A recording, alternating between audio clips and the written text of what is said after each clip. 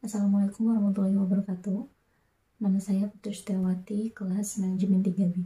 Di sini saya mendapatkan tugas UTS dari Bapak Rosadi selaku mata kuliah Aswaja. Oke, langsung saja ke soalan pertama. Oke, soalan pertama yaitu apa saja yang Anda ketahui dengan istilah Aswaja? Ahlus Sunnah wal Jamaah atau biasa yang disingkat Aswaja mulai terkenal dalam beberapa tahun terakhir semenjak Nahdlatul Ulama mendirikan Universitas Nahdlatul Ulama. Berikut pengertian dari Ahlus Sunnah wal Jamaah atau Aswaja yang terdiri dari 3 kata. Yang pertama, Ahl, artinya keluarga, pengikut, dan penduduk. Yang kedua, As-Sunnah, artinya jalan, cara, atau perilaku walaupun tidak diridhoi. Yang ketiga, yaitu Al-Jamaah, artinya sekelompok orang banyak dan sekelompok manusia berkumpul berdasarkan satu tujuan atau kaum yang bersepakat dalam suatu masalah atau orang-orang yang memelihara kebersamaan dan kolektivitas dalam mencapai satu tujuan.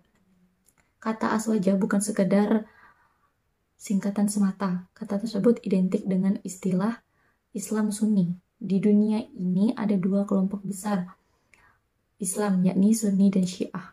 Untuk Aswaja sendiri adalah kelompok yang teguh memegang ajaran dan nilai-nilai dari Al-Quran dan hadis dengan mengikuti pemahaman para sahabat Rasulullah, tabi'in dan tabi'in. Mayoritas umat Islam di dunia merupakan kaum Sunni atau Aswaja. Baik, soal yang kedua yaitu sebutkan ciri-ciri Aswaja. Terdapat banyak ciri-ciri Aswaja. Di sini saya akan menyebutkan beberapa ciri-cirinya. Yang pertama, iman. Ialah mengikrarkan dengan lisan dan membenarkan dengan hati. Iman yang sempurna ialah mengikrarkan dengan lisan, membenarkan dengan hati, dan mengerjakan dengan anggota. Yang kedua, yaitu Tuhan itu ada. Namanya Allah dengan 99 nama. Yang ketiga, Tuhan memiliki banyak sifat yang disimpulkan dengan perkataan. Tuhan memiliki sifat-sifat jalal, jamal, dan kamal. Yang keempat, sifat yang wajib diketahui oleh orang mukmin yang balik berakal adalah 20 sifat. Dan yang kelima, sifat yang harus bagi Allah hanyalah satu, yakni ia boleh membuat dan boleh pula tidak membuat. Yang keenam, wajib dipercayai bahwa malaikat ada. Yang ketujuh, wajib percaya adanya kitab-kitab suci yang diturunkan Allah kepada rasul-rasulnya untuk disampaikan kepada umatnya. Yang ke-8, wajib mempercayai rasul-rasul. Dan yang ke-9, setiap orang Islam wajib mempercayai hari kiamat. Yang ke-10, harus percaya qada dan qadar atau takdir ilahi. Yang ke-11, Tuhan bersama namanya dan sifatnya semua qadim, karena nama dan sifat itu sendiri di atas zat yang qadim, tidak berpermulaan. Yang ke-12, Al-Quran adalah kalam Allah yang qadim, adapun yang tertulis dalam mushaf dan menggunakan huruf dan suara adalah gambaran Quran yang qadim. Al-Quran dikatakan qadim, tidak boleh dikatakan hadis atau makhluk. Yang ke-13, rezeki manusia sudah ditakdirkan dalam azal, tidak bertambah dan tidak berkurang. Manusia disuruh untuk mencari rezeki serta berusaha untuk mendapatkannya. Dan yang ke-14, ajar setiap manusia sudah ditentukan Tuhan, tidak akan meleset sedikit pun. Manusia diperintahkan untuk bertobat kalau sakit dan tidak boleh menunggu ajal tiba. Dan yang ke-15, anak-anak orang kafir kalau meninggal di waktu kecil masuk surga. Soal yang ketiga yaitu bagaimana cara pikir Aswaja. Ada 3 ciri utama cara pikir ajaran Aswaja yang selalu diajarkan oleh Rasulullah SAW dan para sahabatnya. Yang pertama yaitu at-tasawwud atau sikap tengah-tengah, sedang-sedang, tidak ekstrim kiri ataupun ekstrim kanan. Dalam perkembangan pemikiran saat ini ada istilah ekstrim kiri dan ekstrim kanan. Ekstrim kiri selalu diidentikan dengan pemikiran liberalisme, komunisme, dan sosialisme. Penganut pemikiran tersebut sering juga dinamakan kelompok pemikiran bebas. Tidak ada doktrin atau dogma. Sebaliknya, kelompok ekstrim kanan lebih banyak diidentikan dengan kelompok radikalisme, ortodok, Fundamentalisme konservatif, kelompok yang selalu mempertahankan berdasarkan dogma dan doktrin maupun kitab tanpa menerima pemikiran dari pihak manapun. Dari dua kelompok tersebut, Aswaja mengambil pemikiran at-tasawuf atau sikap tengah-tengah, atau lebih dikenal dengan pemikiran moderat. Kelompok yang tidak ke kiri, tidak juga ke kanan. Kelompok yang selalu mencari jalan damai dalam memecahkan setiap persoalan. Yang kedua itu ada at-tawazun atau seimbang dalam segala hal, termasuk dalam penggunaan dalil akli atau dalil yang bersumber dari akal pikiran rasional dan dalil nakli atau bersumber dari Al-Quran dan hadis. Kelompok Aswaja selalu berpikir at-tawazun, seimbang, tidak semata-mata mengedepankan Al-Quran dan hadis, juga menggunakan akal dalam memutuskan sebuah perkara yang memang tidak ada dalilnya. Dalam kehidupan bermasyarakat juga demikian, harus seimbang dalam menyikapi sebuah perkara, termasuk juga dalam menerima informasi, perlu pemikiran tawazun, seimbang dengan melakukan check and recheck agar informasi yang didapat menjadi seimbang. Dan yang ketiga yaitu ada al-i'tidal atau tegak lurus. Pemikiran al-i'tidal atau tegak lurus, kelompok Aswaja tidak berhenti menyuarakan kebenaran, apapun itu rintangannya.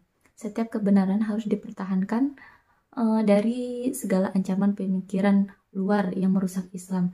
Selain ketiga prinsip tadi, golongan Aswaja juga mengamalkan pemikiran tasamu atau toleransi, menghargai perbedaan serta menghormati orang yang memiliki prinsip hidup yang tidak sama. Namun bukan berarti mengakui atau membenarkan keyakinan yang berbeda tersebut dalam meneguhkan apa yang diyakini. Soal yang keempat yaitu mohon dijelaskan apa yang dimaksud dengan akidah dan fikih Aswaja. Arti akidah secara etimologi berasal dari bahasa Arab, yaitu akad, yang artinya pengikatan. Sementara definisi akidah sendiri adalah apa yang diyakini oleh seseorang terkait akidah Aswaja, artinya keyakinan seseorang terhadap agama Islam. Ada mengatakan akidah Aswaja adalah akidah Islam itu sendiri.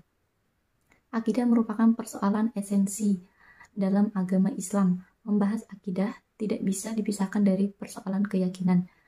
Hal paling utama dibahas adalah kepercayaan kepada Allah Subhanahu wa taala dan Nabi Muhammad SAW. Untuk mencintai Allah dan Nabi Muhammad, umat Islam harus mencintainya. Untuk mencintai Allah dan Nabi Muhammad harus tahu sifat-sifatnya. Bukan hanya harus mengimani sifat-sifat Allah Subhanahu wa taala dan Nabi Muhammad SAW. Kaum Aswaja juga wajib mempercayai adanya malaikat. Malaikat terbuat dari cahaya atau nur yang jumlahnya sangat banyak. Selain harus mempercayai adanya malaikat, kaum Aswaja juga harus wajib mempercayai kitab-kitab suci yang pernah diturunkan Allah Subhanahu wa taala kepada Nabi Muhammad ataupun Rasul. Akidah Aswaja harus mempercayai Nabi atau Rasul. Kaum Aswaja juga wajib mempercayai akan datangnya hari kiamat atau biasa disebut yaumul akhir. Yang terakhir, kaum Aswaja wajib mempercayai qada dan qadar. Setelah mempercayai Allah Subhanahu wa taala, kerasulan Nabi Muhammad SAW, malaikat, kitab suci, nabi, dan terakhir yang wajib dipercayai adanya qada dan qadarnya Allah. Qada adalah ketetapan Allah pada azal tentang sesuatu, dan qadar adalah takdir Allah yang tidak bisa dibuat oleh manusia. Sedangkan fikih Aswaja yaitu fikih atau tata aturan dalam agama Islam, tidak bisa dipisahkan dari umat Islam itu sendiri. Sampai sekarang fikih masih hidup di tengah masyarakat Islam, walaupun Indonesia bukan negara Islam, tapi aturan Islam yang termuat dalam fikih masih hidup atau diterapkan. Sebagai contoh, dalam aturan pernikahan, umat Islam menggunakan kodifikasi hukum Islam yang diakui oleh negara Indonesia. Kenapa fikih tidak bisa dipisahkan dari umat Islam? Karena yang pertama, fikih memiliki fondasi wahyu ilahi, yakni Al-Quran dan Sunnah atau hadis. Hukum Islam pasti menempatkan Al-Quran dan Sunnah sebagai sumber referensi utama. Yang kedua, fikih bersifat universal yang memiliki tuntunan hidup yang berhubungan dengan Tuhan, sosial, dan diri pribadi. Tata kehidupan dari 3 aspek tersebut diatur dalam fikih. Dan yang ketiga, fikih berkaitan dengan etika, adab, atau kesopanan dalam bermasyarakat, bahkan dalam beribadah kepada Tuhan. Soal yang kelima yaitu bagaimana menurut pandangan Anda terhadap banyaknya kelompok di dalam Islam. Apakah bisa disatukan? Menurut pandangan saya, agama Islam memang satu. Namun begitu lihat ke dalam, Islam memiliki golongan cukup banyak. Hal ini sesuai dengan sabda Rasulullah sebagaimana diriwayatkan oleh Imam Abu Daud dari Abu Hurairah. Prediksi Rasulullah tersebut seperti kenyataan saat ini. Umat Islam menjadi terpecah belah. Perpecahan tidak hanya dirasakan oleh umat Islam, melainkan juga dirasakan oleh agama Nasrani dan Yahudi. Perpecahan bermula saat Nabi sudah wafat. Dari situlah mulai muncul perbedaan pendapat dari sahabatnya. Maka semisal disatukan, itu tidak bisa karena mereka memiliki pendapat masing-masing, serta mempunyai dalil atau hal dasar yang mendasari atas pendapat mereka tersebut. Mungkin cukup sekian yang dapat saya jawab. Kurang dan lebihnya saya mohon maaf. Wallahul muwaffiq ila aqwamit thoriq. Assalamualaikum warahmatullahi wabarakatuh.